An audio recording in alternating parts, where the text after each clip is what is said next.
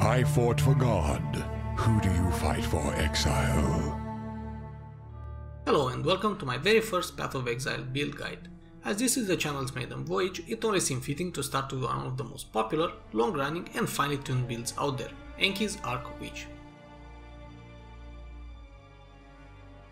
Before diving into a detailed guide, here is a high-level breakdown of the build's capabilities. For quite a few leagues now, this build has been known to be an almost default league starter. It is very cheap to gear up for, it doesn't require any linchpin or mandatory uniques, and it is able to run literally any map modes. You will be able to quickly farm mid-tier maps with very cheap or self-found gear, and you will be amassing currency fast as you don't need to waste any of it on rerolling maps or going for the lower quantity ones for survivability reasons. While it has several defensive layers and safety nets, it is by no means a face tank type of build, and neither is it recommended for hardcore play. While there have been many players that successfully got to mid 80s or 90s without dying, that generally requires strong knowledge and familiarity with the build, good gameplay skills, as well as solid and at the same time expensive gear. Lastly, with a bit of investment in decent equipment, flasks and jewels, you'll be able to take on Uber Elder or Uber Atziri without too many issues. You won't insta-face them, but you'll be able to consistently farm this type of content nonetheless. So now to know what the build can and cannot do, let's get down to business. The guide is divided into 7 main sections: Build Overview, Passive Tree and Leveling, Ascendancy, Pantheon, Gems and Links, Gear, Flasks and Jewels, and finally Pros and Cons. In the video description below you will find the link for importing the entire build guide in the Path of Building tool. It includes the passive tree broken down into level brackets, example gear, and a detailed notes section on gearing, stats priorities and gems. With that out of the way, it is time to lay out the build overview. The build's main skill, Arc, is quite straightforward without overly complicated mechanics or confusing gameplay. It shoots a lightning bolt that targets the enemy closest to your mouse cursor, and from that it will chain to the next valid target, and so on until it has chained for the maximum number of times. On top of that, every time the beam arcs, it will also fork from the target to another nearby target. In total, a level 20 arc will be able to hit up to 15 targets if they are in valid range. Here's a quick visual aid to better illustrate all that. So, due to the large number of targets hit, the high cast speed, and ideally impulse chest piece, you will be clearing the entire screen in less than a second. And as for single target situations, such as boss fights, Arc's damage is boosted by 15% multiplied by the max number of chains, so a level 20 Arc gem will do an extra 105% damage. Anything providing extra chains, for example a helmet enchant, will thus further boost your single target damage as well. Another crucial aspect of the build is the use of elemental ailments such as Shock and Chill to greatly boost your overall damage and debuff the enemies. I'll go into greater details on this aspect a bit later in the guide, so now I'll just mention that, apart from constantly shocking all enemies, you'll also chill them regardless of the amount of cold damage you are dealing. As long as your Arc skill tooltip shows even 1 cold damage, it will chill any enemy it hits, and yes, that applies to bosses as well, including Shaper or Elder. Now, to wrap up the build overview, I'll mention some of the key defensive mechanisms. It makes use of Mind Over Matter, which provides a sizable chunk of effective HP, as you can easily achieve about 2500 unreserved mana, you are immune to any kind of reflect, and you are life leech capped. And speaking of life, you should be able to sit at about 5500 HP with some decent gear. Additional elemental damage reduction and elements resistance, chilling all enemies, fortify buff, and potentially swapping offensive golems for defensive ones round up the build's defensive layers. With the build overview out of the way, let's dive into the detailed guide and start talking about the passive tree and leveling. The first order of business is to get some initial cast speed and spell damage, as well as some max life and mana. We then rush straight to the 2 keystones of the build, Mind Over Matter and Elemental Overload. As mentioned in the build summary, Mind Over Matter is a great defensive tool for builds that can get a sizable unreserved mana pool, which this one easily does. It's worth mentioning that, in order to never run out of mana from damage mitigated by Mind Over Matter, the unreserved mana pool should be at or above 43% of your total HP value. That way, hits will never leave you with 0 mana, which would then prevent you from, killing the stuff that tries to kill you, which is arguably the best defense out there. As for Elemental Overload, since this is not a crit build, it's an excellent way to greatly increase our damage. In order to keep this buff up, we make use of Stormbrand, which performs many quick hits, has a relatively long duration and it even moves around, making it perfect for the role of a buff proccing vehicle. It is also used to keep Arcane Surge buff up, but we'll get into that a bit later in the gems section. At about this point you'll likely start wondering about the bandits and what to do about them. Well, wonder no more. Kill them all and get the 2 passive points. The other 2 options are suboptimal for this build. We're not dealing physical damage, so Oak is like nipples on a breastplate for us. Crichton's 6% attack and cast speed is worse than similar 2 passive skills that we can get from the tree, and as for Alira, the main benefit for picking her, the critical strike multiplier, is useless to us due to elemental overload, which nullifies crit multi. This leaves Alira with a measly mana regen and all resistances, which are basically fluff not worth 2 passive skill points. Moving on with the leveling and passive tree, in Acts 3 and 4 we continue to get mostly damage passives along with strength and dexterity attributes, which will allow us to easily gear up as well as leveling the off-color gems. While going through Acts 5 and 6 we get our first jewel slot as well as a mix of life, mana, damage and attack speed, which will greatly increase the speed of mobility skills. All in all, it is a balanced progression that allows for a smooth leveling curve and no time wasted in searching for gear to patch up areas that would be lagging behind. Up to the end of Act 9, we continue in a similar manner, but with the focus shifting a bit towards defenses by completing the so-called Wheel of Life cluster next to the Scion starting area. It is in fact more of a rectangle nowadays, but we're not here to discuss geometry. As we finish Act 10 in the campaign, we'll start heading towards the Minion Wheel, and by around level 75 we should be able to get the Spiritual 8 notable passive skill. We take that for the increases and reductions to minion damage also affect you part, which, as the wording implies, turns minion damage buffs into global damage buffs. This allows us to make use of other minion damage nodes found on our way in the passive tree, as well as bone helmets and their implicit 30 to 40% increased minion damage. This implicit alone is equal to the second best helmet enchant for Arc, being surpassed only by the very rare and expensive Arc Chains and Additional Time enchant.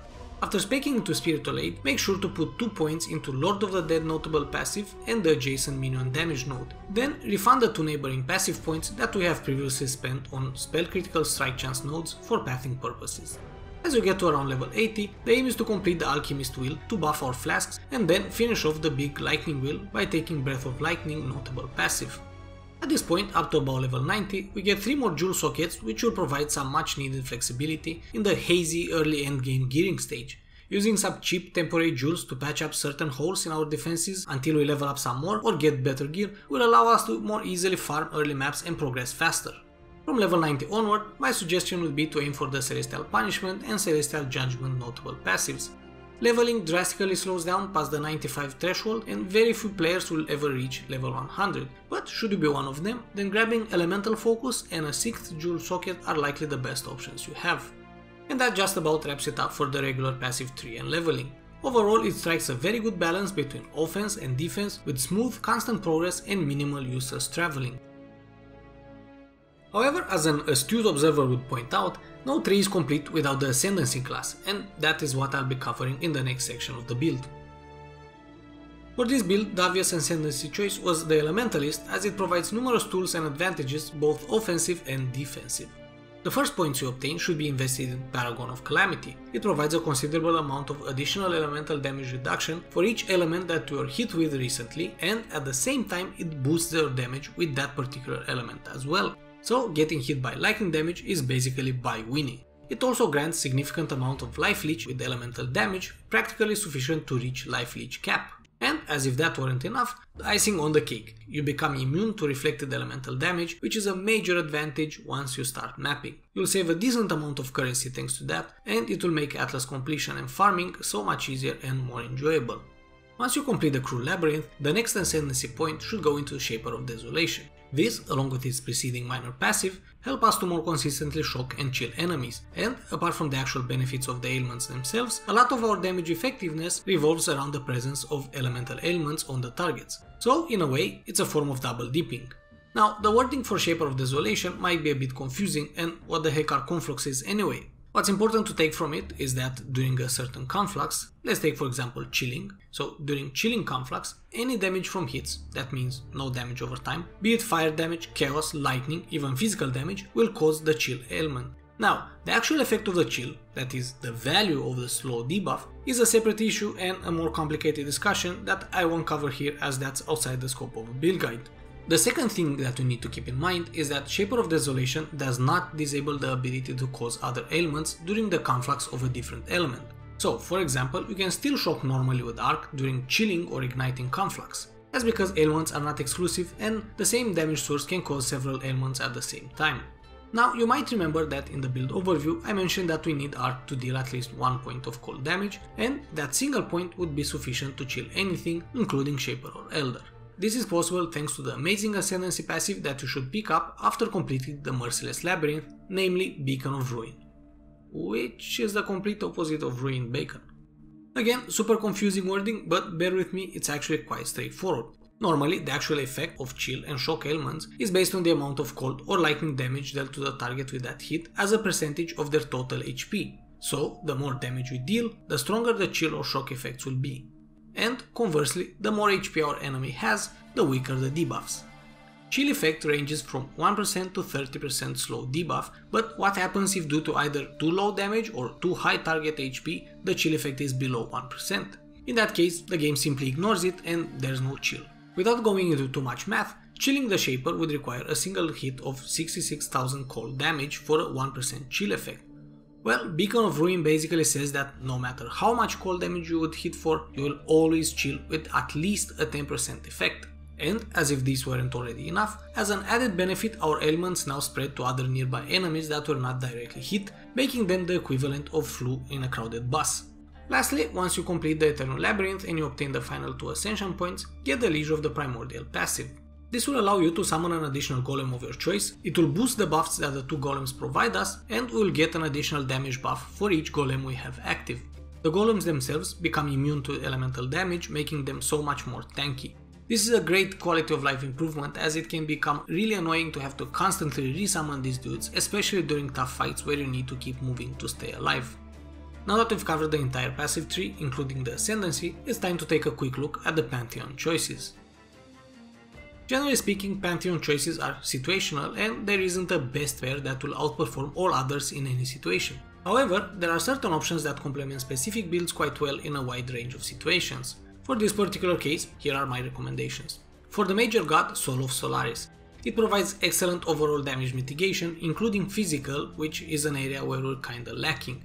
For the Minor God, Soul of Grathkol, however you pronounce that, which gives us even more physical damage mitigation, and we definitely need any that we can get. An alternative Minor God would be Soul of Shakari.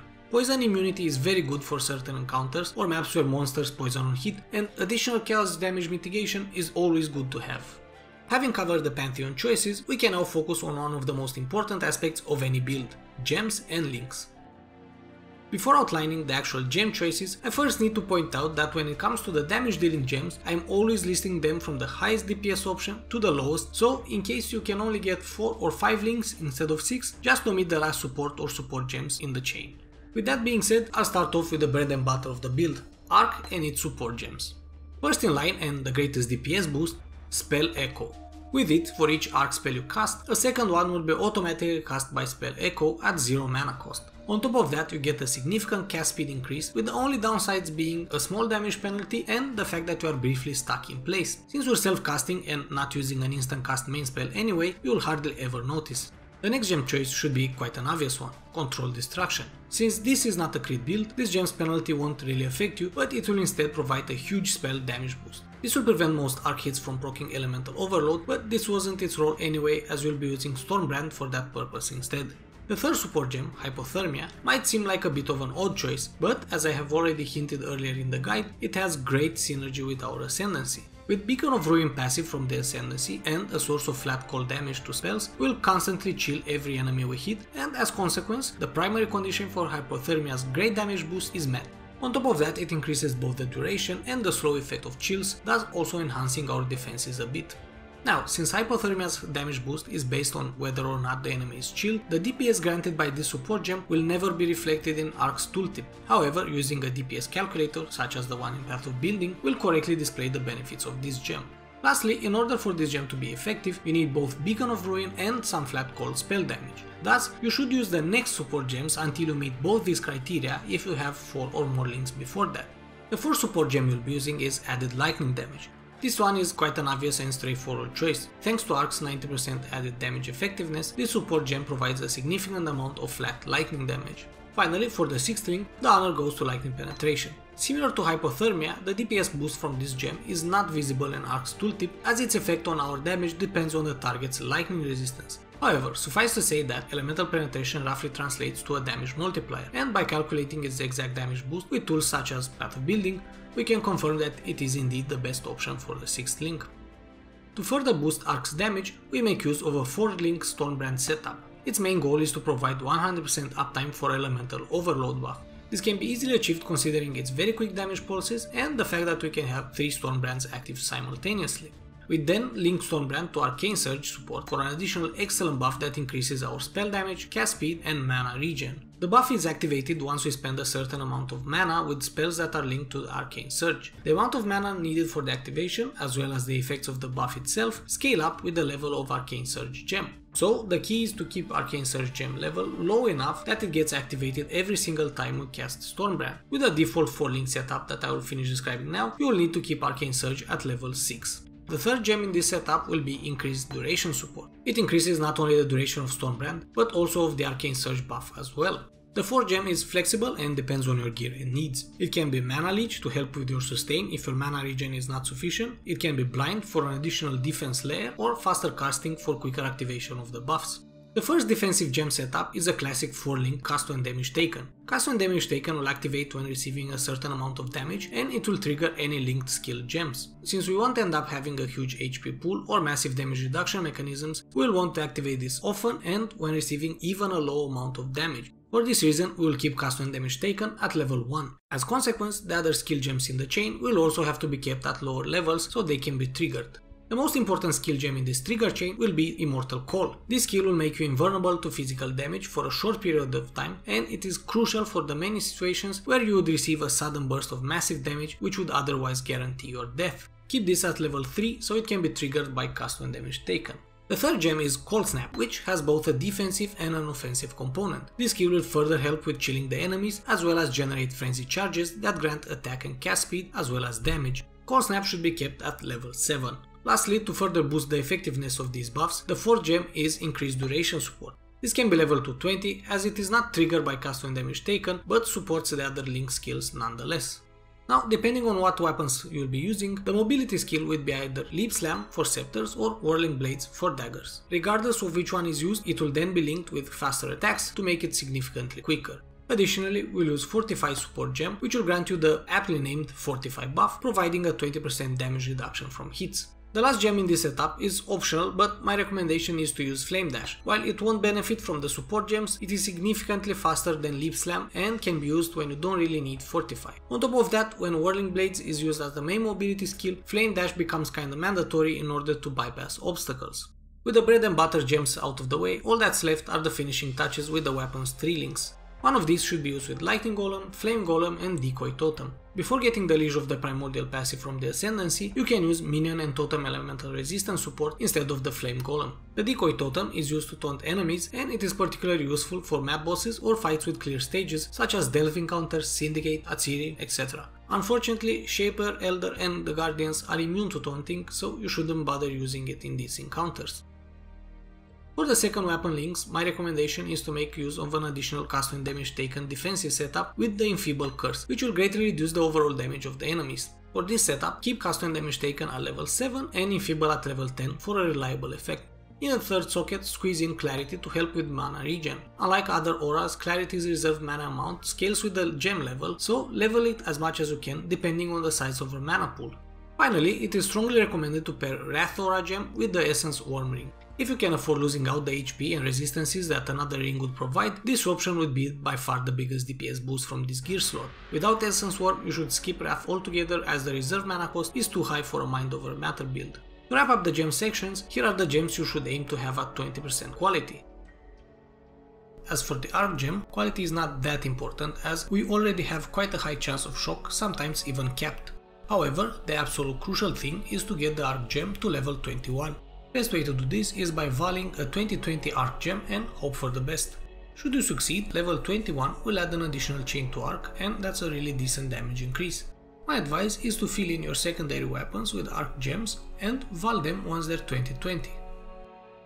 Gearing up for this build is quite a straightforward affair. You can start with pieces costing 1 or 2 chaos each and scale up step by step. There are no real mandatory uniques, but some will greatly complement the build, so investing in them when you can afford it is really recommended. Starting off with the weapons, you basically have two options, either scepters or daggers. Wands are not really viable as they lack a good movement attack skill and you rely on that for the Fortify buff. For the lower budget or closer to the beginning of a league, you should be aiming at lightning spell damage, either pure or as elemental or spell damage, cast speed, lightning damage added to spells, the flat X to X kind, and cold damage added to spells. The flat cold damage to spells will enable Arc to chill, and that's a key part of the build, so unless you already have that from an Abyss Jewel, you should prioritize it on one of the weapons. The higher end weapons should have additional affixes such as damage penetrates elemental resistance and gain percentage elemental damage as extra chaos damage.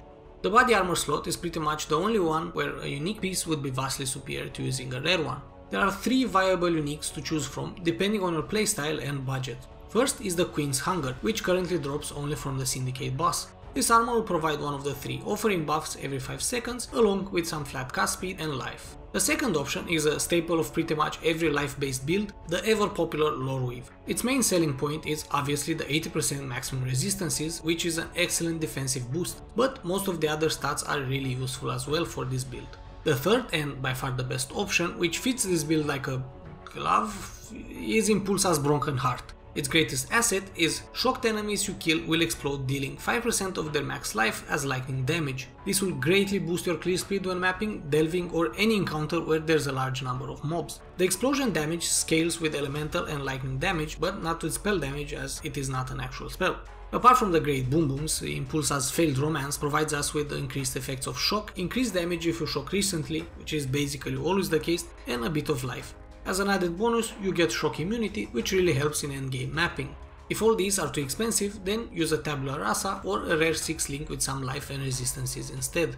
Moving on to stuff that protects your exile brain, as my grandfather used to say, a good helmet is a bone helmet. Well, he didn't actually say that, but he would have had he played Path of Exile. As I've already hinted while talking about the passive tree, taking Spiritual Aid opens up the option of using bone helmets and their implicit 30 to 40% increased damage. Since this implicit is better than all but one very expensive and very rare enchant, and there's no unique helm that would provide significant benefits, Bone Helm remains the optimal choice. A basic one should have some life, resistances and perhaps some mana, while an endgame one should ideally be a Shaper base with flat lightning damage to spells, increased effect of shock, or nearby enemies have minus lightning resistance. For the enchant, the only good option left is Arc Chains an additional time, coupled with a very good rare helmet if you're Dirty Rich. Should you find yourself having mana sustain issues, the unique helm Mind of the Council will surely take care of any such problems, but you're sacrificing a slot that could be used to boost your defenses or DPS, so keep in mind the opportunity cost. Basic gloves should be used to fill any resistant gaps or necessary attributes and ideally some cast speed. For thicker purses, you can try to get all these on a fingerless gloves base for the increased spell damage implicit. Other good options are Socketed Gems are supported by Mana Leech, faster casting or blind, and put Stormbrand setup into the gloves, making it so much more efficient. Entry-level boots should have a decent amount of life, at least 20% movement speed, and optionally mana or attributes such as Dex or Strength that you might need. With a higher budget, just go for the more of the same and, if possible, squeeze in some chaos resistance as well. Even though we don't have any pants on, we do make use of a belt, probably as a fashion statement. For a basic belt, aim for 70 plus life and increase flask effect duration, with the remaining suffixes filled by resistances. The higher budget belt should be a Stygian Vice with increased lightning or elemental damage, life and resistances. The socket itself can be worth about 5 to 10,000 DPS and 100 effective HP with a good Abyss Jewel. The amulet and rings are usually where you get a large amount of DPS. A decent basic amulet with 40 plus life, spell or lightning damage and optionally cast speed, mana or mana regenerate is a solid start. If you can, try to squeeze in some extra resistances or, if needed, attributes. Great additions for higher budgets are damage penetrates elemental resistances or gain percentage of non-chaos damage as extra chaos damage. As for the rings, one should be the unique Essence Worm with Ratora socketed in it. It is by far the best DPS option and also enables you to make use of powerful Watcher's Eye Wrath mods. A second cheap ring should have 40 plus life, mana and resistances, optionally with mana regenerate, cast speed or lightning damage. Mix and match these according to your needs for resistances, defenses or more DPS respectively. For the higher budget endgame rings, you should look for adds X2X lightning damage to spells and attacks, or adds X2X lightning damage against shocked enemies in addition to what I've mentioned earlier. The build makes use of 6 jewel sockets, 7 if you opt for a Stygian Vice, so they're a major component in terms of DPS, utility and even defenses. The large number of sockets also provides plenty of flexibility that allows you to also cap resistances or get additional attributes as needed. There are broadly two choices here, regular jewels or abyss jewels. The number 0 priority with jewels is to get a source of flat cold damage added to spells if that's not already covered on another piece of equipment. Apart from that, for regular jewels, the fixed priority order is as follows: attack and cast speed, lightning, minion or spell damage, life, cast speed and other defenses. For abyss jewels, priority order is shock effect, life, lightning damage, hinder, cast speed, penetration and other defenses. A Watcher's Eye with X% lightning damage recharge mana while affected by Wrath is recommended for great endgame mana sustain in combination with Essence Swarm and Wrath. This allows you to switch Mana Leech in your Stormbrand setup with Culling Strike, Blind or Onslaught. The last gearing section is probably the one that most people overlook or even outright ignore, the flasks. It's not only that adventuring would be meaningless if you didn't have a few bottles of booze with you, but flasks in Path of Exile are extremely important not only for healing but also for DPS, utility and defenses. First, you need a catalyzed or bubbling Eternal Life Flask of Staunching for healing and removing bleeds. Then, as physical defense is our weakest point, a Basalt Flask should be an obvious choice. Go for a Chemist prefix and heat or warding for the suffix. The third basic flask should be a Chemist Sulfur one for the DPS boost. The suffix should be either heat or warding depending on what you already have on the Basalt. Freeze and Curse immunities are crucial for endgame mapping, so make sure you got them covered on your flasks. For the fourth slot, we go for the Wise Oak, an excellent 2-in-1 defensive and offensive flask. Ideally, you should balance all your elemental resistances to have the same value, including the overcap part, so the defensive bonus applies to all three. If that's not possible, then you need to at least ensure that lightning resistance has the highest uncapped value of all, so the damage bonus applies to lightning damage. The final slot should be either an Atziri's Promise for an additional damage and some life leech, or a catalyzed Eternal Mana Flask if you're still having mana sustain issues or for maps with no mana regen. With the gearing wrapped up, it's time to take a final look at the pros and cons of the build so you can better understand if it's what you are looking for. Starting off with the pros, it is an excellent league starter, very cheap to gear up for the first few tiers of mapping, which will help you generate currency quickly and get a head start. It scales up smoothly and you'll constantly feel like you're progressing both when upgrading gear and when investing in new passives. It is capable of doing all the existing content with a bit of practice and some decent gear. It can run any map mode without issues. Unidentified, corrupted, reflect, arc witch doesn't care. Very beginner friendly without any complicated mechanics or gimmicky gameplay. You don't need to aim, positioning is not critical and you can shoot around the corner. Map clearing beast, especially with Impulsa's chest. You shoot once and then walk through several empty rooms and pick up the loot. Most of the times you won't even see the mobs before they're dead a few screens away, which makes for quite a safe gameplay. Probably one of the most finely tuned and well curated public builds out there. It has been min-maxed to an extraordinary degree and has been constantly updated over time. The cons list is considerably shorter. The build isn't a great boss killer, it doesn't do huge DPS and doesn't have the absurd ability of other builds to insta-phase endgame bosses like Shaper or Elder. Defense wise, it has medium capabilities. You can't face tank or not care what you're standing in. You will die sometimes when bad stuff aligns against you and there's nothing much you can do about it. The build won't win any trophies and it is not the best in any particular category, so if you're looking for a top performer, some other builds might be more suitable. Still sane, Exile? Well, rumor has it that liking this video and subscribing to the channel are doing wonders for sanity preservation. In all seriousness though, that would be of great help and I would also really appreciate any thoughts, suggestions or comments. So, thank you all for watching and see ya next time.